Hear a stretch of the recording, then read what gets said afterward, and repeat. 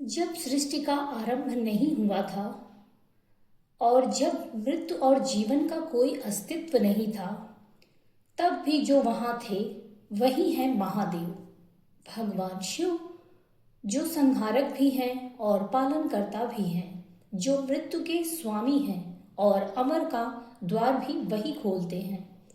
भगवान शिव किसी एक रूप में नहीं बंधे, वह कैलाश पर तपस्वी भी हैं और भक्त के हृदय में बसे करुणामय पिता भी हैं। जब हमें चारों ओर से भय घेर लेता है और मृत्यु हमारे सामने खड़ा दिखाई देता है, तब केवल एक नाम ही हमारे मस्तिष्क में आता है, महादेव। और उन्हीं महादेव ने मानव को दिया एक ऐसा मंत्र जो मृत्यु के भय को भी कपा देता है, एक ऐसा महामंत्र जो जीवन को रक्षा देता है, रोग को हराता है और अकाल मृत्यु के भय से हमें बचाता है। उसी दिव्य मंत्र को कहा जाता है महामृत्युंजय मंत्र।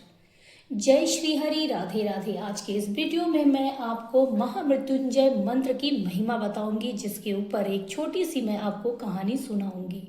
तो आइए इस वीडियो की शुरुआत करते हैं। एक समय की बात है, मध्य प्रदेश के उत्तर पूर्व में एक वज्रबाहु नाम के राजा राज्य करते थे। राजा बहुत ही धर्मप्रिय और पराक्रमी राजा थे। राजा की रानी का नाम सुमति था। वैसे तो राजा की कई रानियां थी, पर उनकी प्रिय रानी जो थी सबसे, उनका नाम सुमति था। वह अत्यंत ही दयालु, श्रद्धालु और भगवान के प्रति बहुत ही आस्था रखती थी। कुछ दिन बीत गए, रानी गर्भवती हुई। राजा बहुत ही प्रसन्न हुए, लेकिन रानी के जो कुछ दुष्ट सेवक थे ईर्ष्या और द्वेष से भर गए। रानी को गर्भवती हुआ देख उन्होंने गुप्त रूप से रानी को विष दे दिया। विष का प्रभाव गर्भ में पल रहे शिशु तक पहुंच गया। ईश्वर की कृपा से शिशु की मृत्यु तो नहीं हुई, पर जन्म लेते ही उसका कोमल शरीर घाव और असहनीय पीड़ा से भरा हुआ था। राजमहल में शोक छा गया। राजा व्यतीत हो उठे, पर दुर्भाग्यवश राजा की जो अन्य रानियां थी उन्होंने षड्यंत्र रचकर राजा को भ्रमित कर दिया। उनके कहने पर राजा ने विवश होकर अपनी प्रिय रानी सुमति और उनके नन्हे से बालक को घने जंगल में छोड़ दिया। जंगल में न कोई सहारा था, न कोई वैद्य था, बस थी केवल आस्था। भगवान शिव के प्रति सुमति की अत्यधिक आस्था। सुमति भगवान शिव का स्मरण करने लगी। वह अपने नेत्रों में अश्रु भरकर रोते हुए भगवान शिव का स्मरण करने लगी और कहने लगी, भगवान शिव से प्रार्थना करने लगी और कहने लगी, प्रभु आप सर्वव्यापक हो, सर्वज्ञ हो, दीन बंधु, दुखहारी हो, दुख हरने वाले हो, मैं आपकी शरण में हूँ। अब मुझे एकमात्र इस घने जंगल में बस आपका ही सहारा है। सुमत की इस कातर वाणी को सुनते ही करुणामय आशुतोष का आसन डोल उठा। भगवान शिव योगी के रूप में वेश बदलकर वहां प्रकट हुए। उन्होंने सुमति को महामृत्युंजय मंत्र जप करने को कहा और अभिमंत्रित भस्म निकालकर उसे दिया और कहा, अपने बच्चे के शरीर पर यह भस्म लगा दो।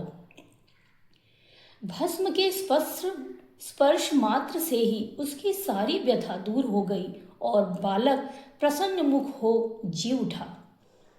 सुमति ने शिव योगी की शरण ली और कहा, बाबा इस घने जंगल में मैं कहाँ जाऊंगी इस बालक के साथ। शिव योगी ने बालक का नाम भद्रायु रखा।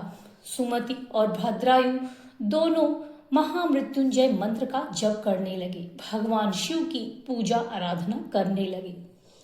इधर राजा वज्रबाहु ने अपनी निर्दोष पत्नी और अनाथ बालक को कष्ट भोगने के लिए जंगल में छोड़ दिया, जिसके दुष्परिणाम को उन्हें भुगतना पड़ा। उनके राज्य को शत्रुओं ने अपना राज्य बना लिया और राजा को परास्त कर बंदी गृह में डाल दिया।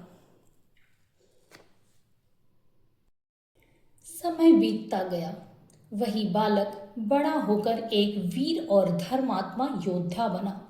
उसी बालक ने दुष्टों के षड्यंत्र को उजागर किया और राज्य को अपने अधर्म से बचाया और अपने पिता को बंदी गृह से मुक्त कराया।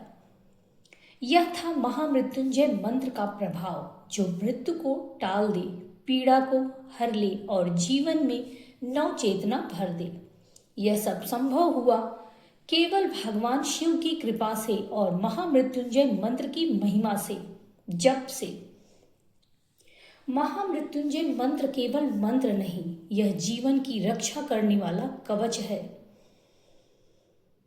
महामृत्युंजय मंत्र का जप करने से यह हमारी मृत्यु के भय को शांत करता है, रोग कष्ट और संकट से हमारी रक्षा करता है और मन में अटूट धैर्य प्रदान करता है। शास्त्रों में कहा गया है कि जब जीवन और मृत्यु के बीच संतुलन डगमगाने लगता है, तब महामृत्युंजय मंत्र प्राणों का रक्षक बनता है। जो व्यक्ति सच्ची श्रद्धा, संयम और विश्वास के साथ इस मंत्र का जप करता है, उसके ऊपर भगवान शिव की विशेष कृपा बनी रहती है। उसे अकाल मृत्यु का डर नहीं होता और वह दीर्घायु प्राप्त करता है।